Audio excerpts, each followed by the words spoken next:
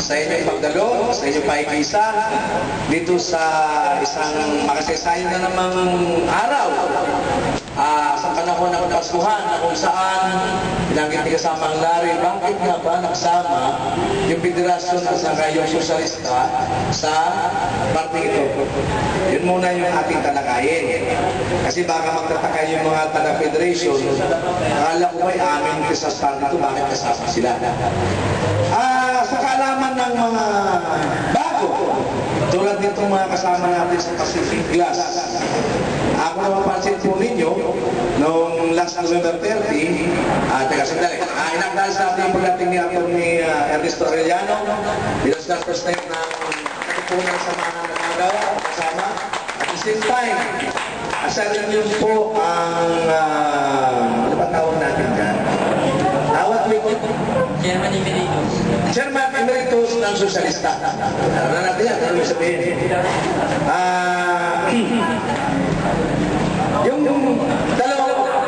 Yung dalawang samahan na nagsama sa isang okasyon kay David ay ito naman ay hindi po magkalayo. Ito sila yung mga kapatid. Di ba?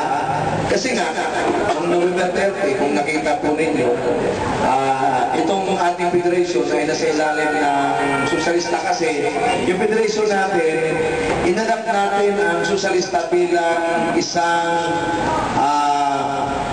political system. Yun namang NCL na ating sinamahan, nasa ilalim kami ng National Confederation of Labor, na kung saan si Antonio Arellano rin ang pinakahit noon, ay nasa ilalim naman tayo. Parang ang gulo, no? Yung federasyon na samahan ng mga union ay sumapi sa sosyalista. Yung sosyalista at yung kasama ay sumapi sa National Federation of Labor, yung NFL, na kung saan ito naman ay NCL. Na kung saan ito naman ay ang istruktura nito, samahan naman ng mga federasyon at ng mga political organization. Bisa-bisa palaki na palaki tayo.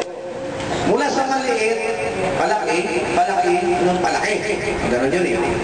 So, kaya natin pinagsasama ang dalawang organisasyon dahil itong dalawang yan ay mayroong malalim na samahan at relasyon. So sana, kami lang yun. Sa bahagi ng mga magawa na member ng kasama federation, dapat tayo lang yun. Dapat kaisahan namin na pagsamahin natin itong dalawa para isahan na lang yung pagsisilibrate, isahan na rin ang gastos, isahan na rin ang preparation. At hindi lang yan, itong pagsasama ng dalawang organisasyon mula sa formal labor, at sabihin na lang natin, ang sosyalista ay samahan niya ng mga women, ng youth, at ng mga informal workers. Eh, mamagawa din kasi yan. Tuturing natin sila sa mga magawa rin. So, sa bahagi ng federasyon, inadapt namin at tinanggap namin na itong organisasyon na ito ay hindi kaiba at magpos ito ay ating kapatid at kadugo sa uri at pakikibaka. Kaya, huwag na kayong magtaka, huwag na kayong malito, bakit nagsama yan ngayon. Hindi lang yan, bakit dinailan din natin ito yan sa likod? Kasi meron yung tayong gamit dyan. Itong ating okasyon ngayon ay kinukuha na natin ito ng mga picture at video. Sapagkat mukhang baka magkaroon tayo ng ugnayan sa international sa labas. Kasi tayo nasa loob lang ng Pilipinas, dito tayo sa bansa natin. Baka sakali itong mga nakikita ng mga okasyon na ginagawa natin, ay tayo magkaroon ng kaibigan sa international, di ba? So, inline yun dun sa ating layunin na dapat magawa ay sa international na panawagan dapat workers of the world unite, baka sakali, di ba? Na tayo ay makikibahagi na roon sa ibang bansa, sa mga magawa roon. So, yun. Ngayon, tinanong natin ng konti yung sitwasyon kung bakit sa kabila ng kahirapan, sa kabila ng pandemolisyon sa bahagi ng socialista members, eh, andito pa rin tayo. Sa kabila naman ng mga magawa na binabayoy kami ng problema. Halimbawa na lang, yung pagtaas ng presyo ng bilihin, at hindi lang kami ang apektado rin kayo. Yung pagtaas ng kuryente ngayon, ang Meralco, kung mapapansin nyo, siguro yung bill nyo ngayon ay tumaas. At habang naman nagagulo ang mga tao sa gobyerno, habang nagsusuntukan si Miriam at saka si Pinoy, tayo naman ay binabayo tayo ng problema. Kaya natawa ng CGO, si kasamang po, ng Quezon City. Anong nara, nagrally tayo, at binira natin itong si Herbert Bautista dahil araw sa mga demolisyon na kanyang ginagawa sa ating kasama na wala namang revolusyon.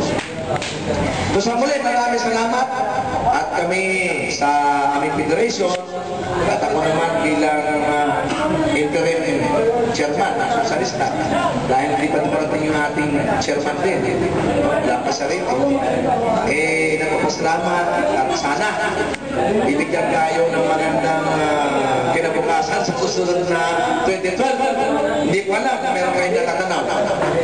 Amin natatanaw ba kayo sa darating na taon? Parang wala.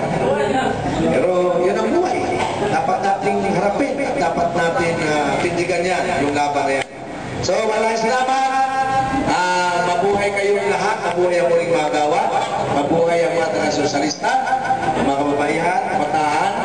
At sana mamaya pagkatapos itong ating mga speeches ay masaya tayo. Marami tayong pagkain. Mayroon dalang mga pagkain ng taga-public speaker. Isang gram na, ano ba yun? Sumano. Meron din yung mga HR. Tatlong pato ata yan. Meron din sila ang dala. Yung mga taga-Pacific. Meron din silang regalo. Mukhang inaasahan ng aming inyong na siyang magkahakot ng maraming tao doon. Kanya yung aming mga officers, yung kamag-anak nila, mukhang yun ang magpaparami doon sa okasyon na yun. Dahil nga po, yung Fortune to Big Corporation, na may 3,000